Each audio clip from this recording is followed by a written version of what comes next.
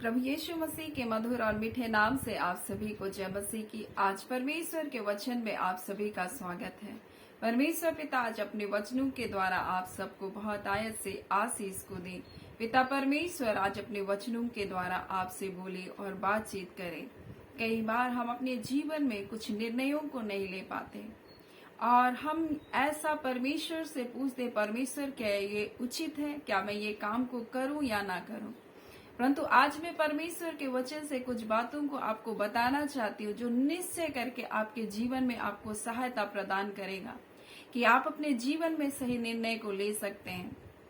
और कुछ लोग तो हम देखते हैं कि किस प्रकार से वो मूर्तियों के सामने में खाना चाहिए नहीं चाहिए, ऐसा वो बहुत सारे सवाल को मुझे करते हैं।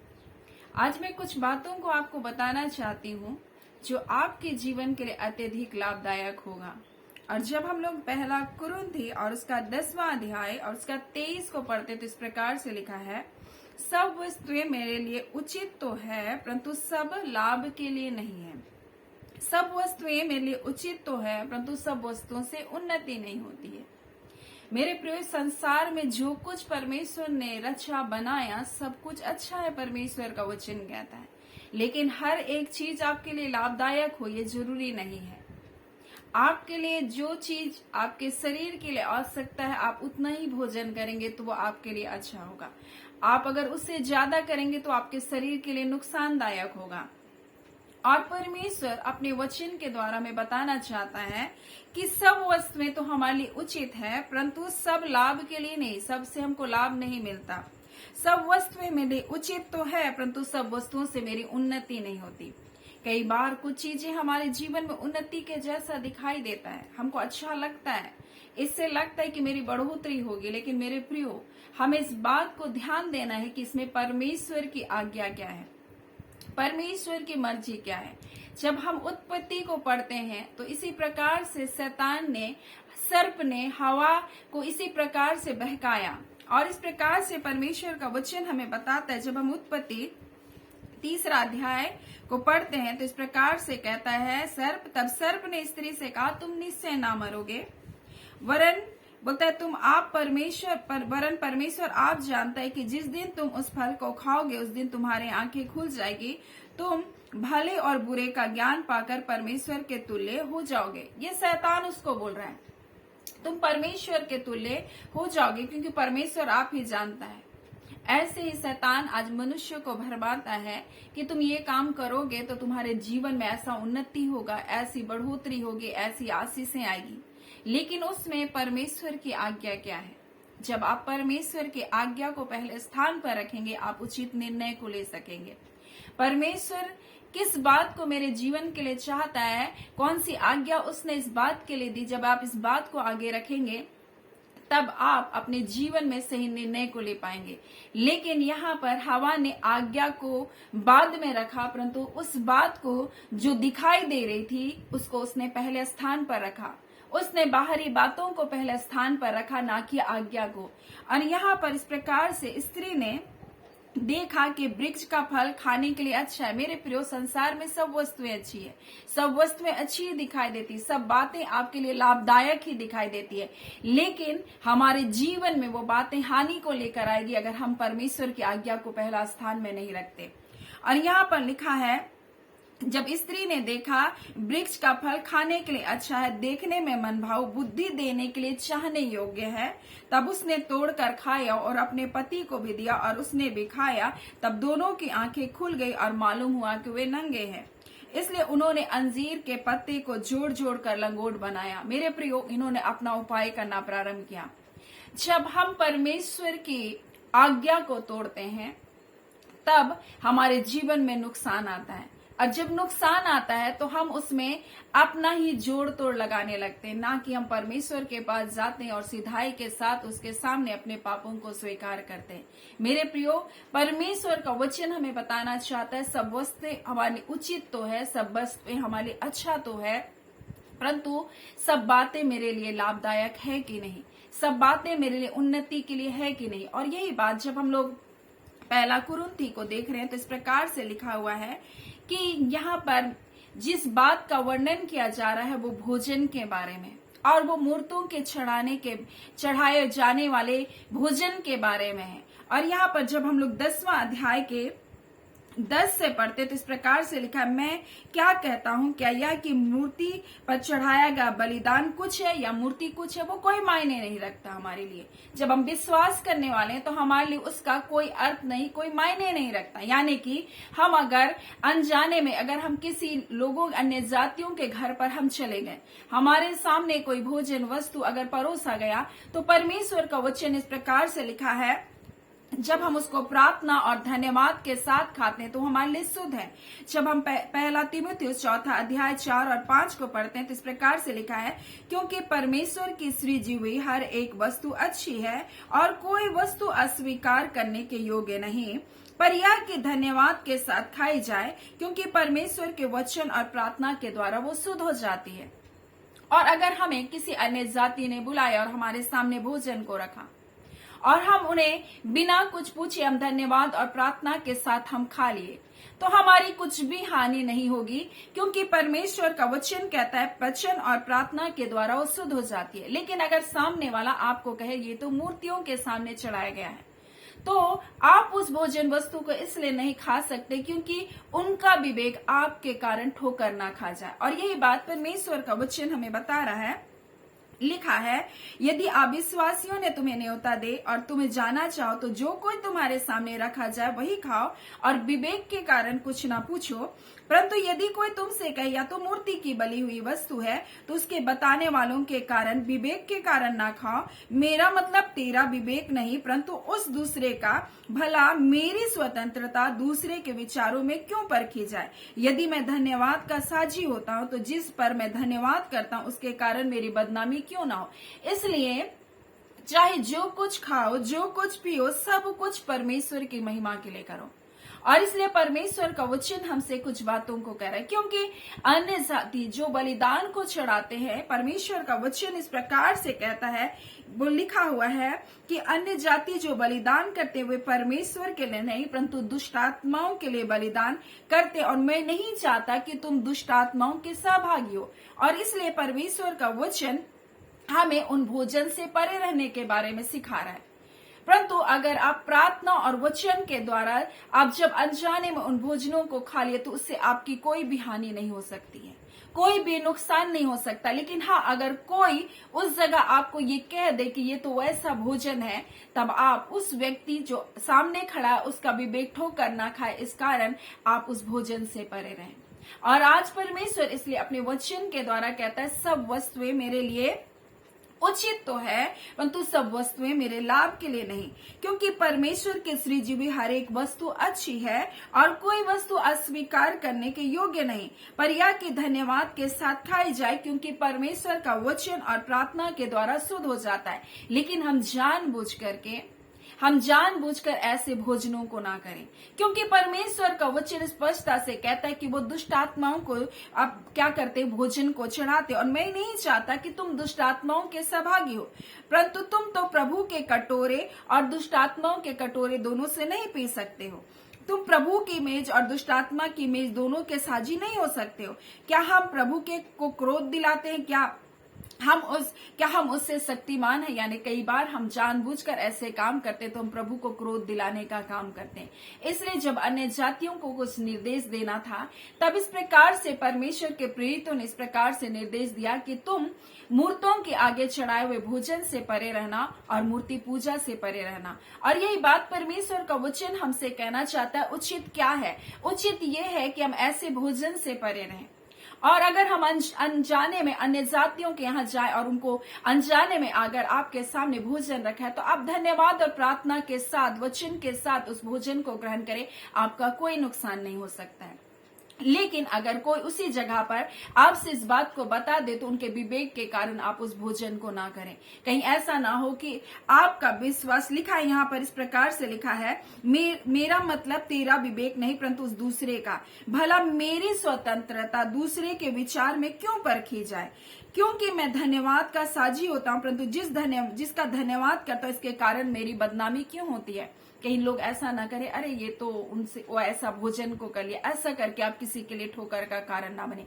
दूसरी बात जो परमेश्वर के वचन से हम लोग सीखेंगे वो ये है कि परमेश्वर का वचन हम इस प्रकार से कहता है, पहला कुरिन्थी उसका 6वां अध्याय उसका 12 में, सब वस्तुएं मेरे लिए उचित है, परंतु सब वस्तुएं मेरे लाभ के लिए नहीं है। सब बातों से आपकी उन्नति नहीं होगी, सब वस्तु से आपका लाभ नहीं होगा।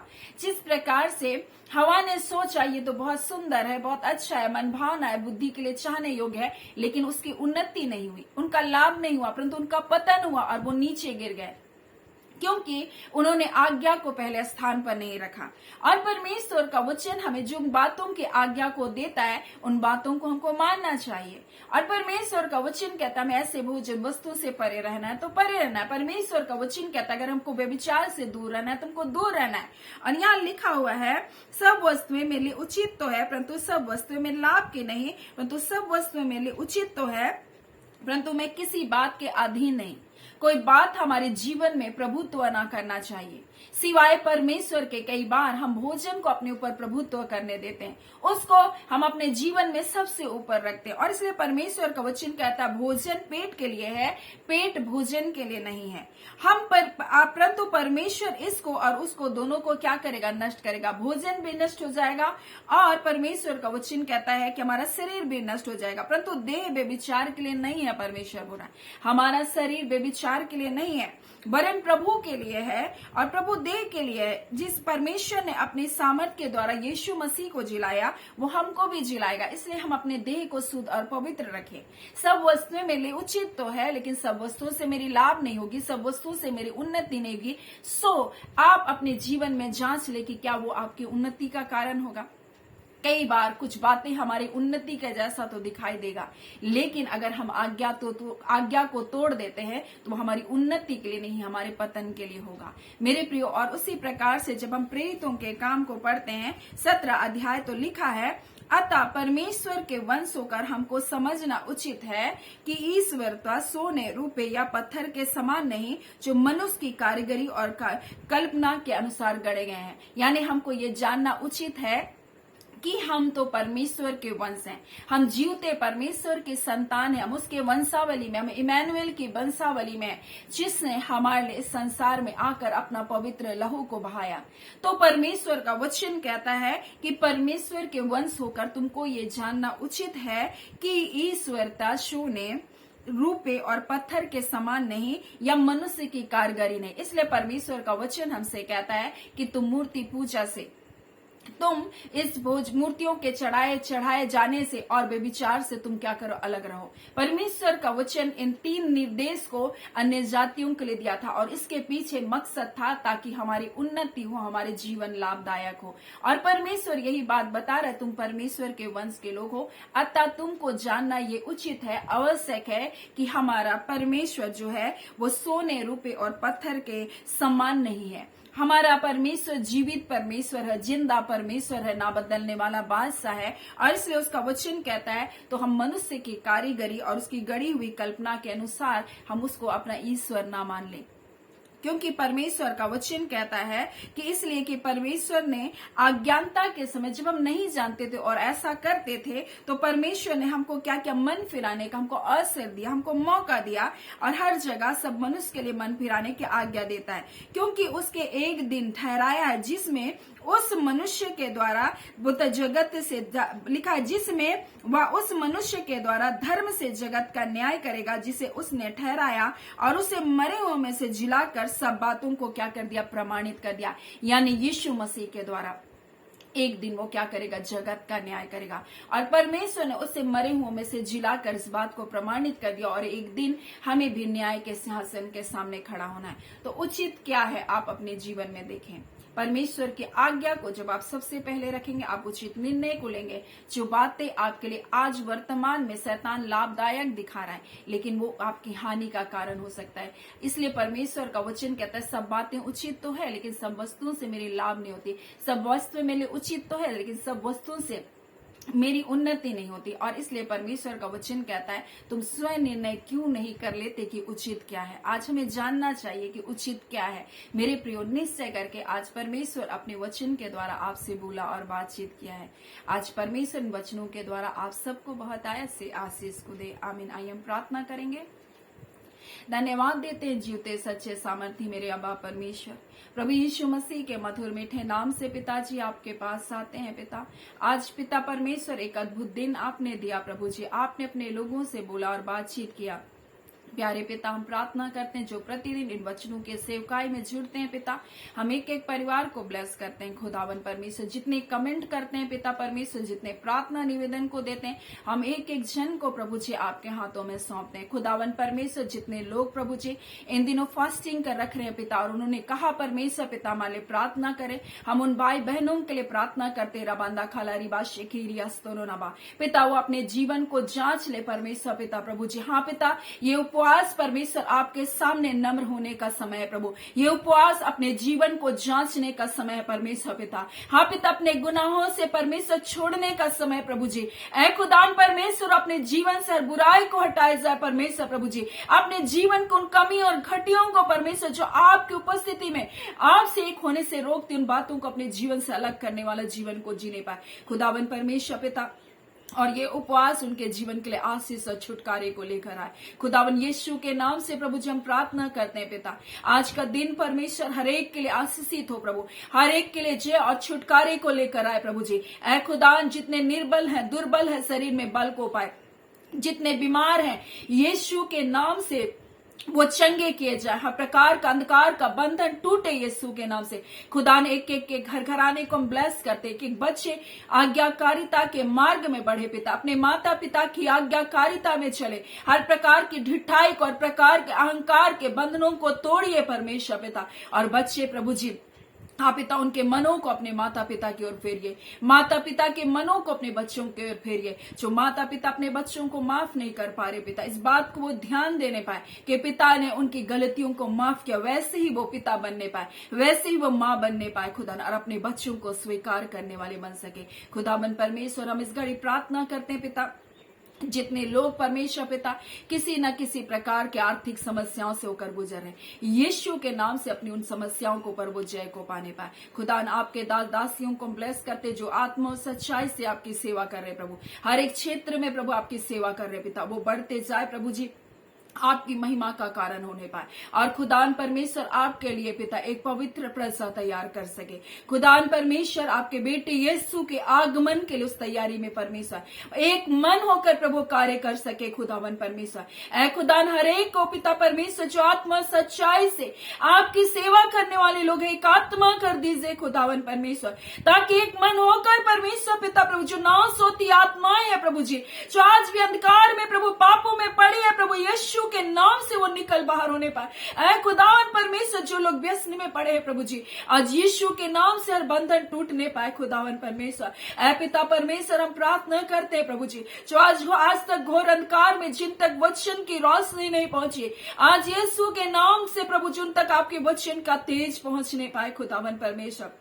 हाँ पिता, जो लोग प्रभु जी आज भी कठोरता में प्रभु जी, ऐसे कठोर हृदय उनके तोड़े जाए जो शत्रु ने उनकी आंखों को अंधा करके रखा, हाँ पिता, ताकि वह सत्य को ना देख सके प्रभु जी। ऐ खुदा ने ऐसी आंखों के पर्दे गिराए जाए यीशु के नाम से पिता। जो लोग परमेश्वर पिता सुनते हुए भी नहीं समझते प्रभु जी, ऐ खुदा ने इन लोगों के कानों को खोल दीजिए परमेश्वर पिता, ताकि प्रभु सत्य के वचन को समझ सके खुदावन पिता। आप उनसे प्रेम करते, सारी सृष्टि आपकी है प्रभु जी, हर मनुष्य जाति आपका है पिता। हाँ पिता परमेश्वर, हर एक से आप प्रेम करते पिता। आपने हर एक को रचा और बनाया, इसलिए हर एक पर तरस खाने वाले परमेश्वर आप हैं। अपनी बनाई हुई सृष्टि को आप नष्ट करना नहीं चाहते प्रभु जी। हाँ पिता, बस शर्ते मनुष्य आपकी ओर अपने मन को फिरा ले खुदावन। ऐ पिता, आज के दिन को प्रभु जो आशीष, जो भलाई, जो छुटकारा आपने अपने प्रिय लोगों के लिए रखा, वो आशीष, भलाई, छुटकारा यीशु के नाम से आपके बच्चों के जीवन में हम रिलीज करते हैं पिता। ऐ खुदावन परमेश्वर, इस घड़ी प्रार्थना करते जितने के कार्य है पिता, व्यवसाय है प्रभु, नौकरी है, हर एक के नौकरी कार्यों में प्रभु आशीष और बरकत हो। जितने स्त्रियां अपने परिवार का देखभाल करती परिवार में रहकर, ऐ खुदावन परमेश्वर ने बल और शक्ति दे, प्रेमी हृदय को दे, आनंद और शांति को दे। हाँ पिता, किसी भी प्रकार की हीन भावना से वो ग्रसित ना हो। हाँ पिता परमेश्वर, अपने आप को कमतर ना समझे प्रभु, निराशाओं में ना चली जाए प्रभु, क्योंकि आप उससे प्रेम करते हैं प्रभु जी।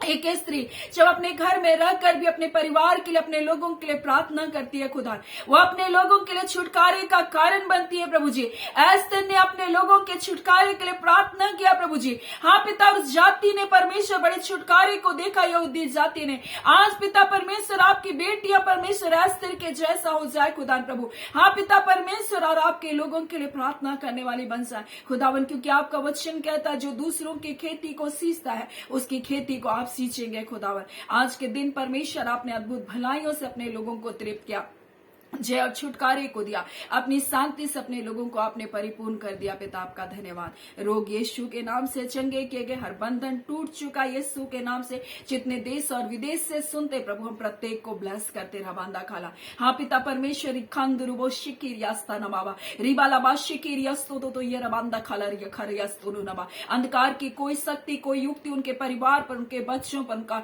कोई भी दुष्टात्मा का प्रभाव कार्य ना करने पाए। हम सारे बॉन्डेज को यीशु नासरी के नाम से तोड़ते। अंधकार की शक्तियां, तुम परिवारों को छोड़ो, निकलो और जाओ। इनके शरीर में हम स्वस्थता की घोषणा करते। निर्बल दुर्बल करने वाली हर एक आत्मा निकल बाहर होने पाए। विवाह के लिए उत्तम जीवन साथी यीशु के नाम से आने पाए।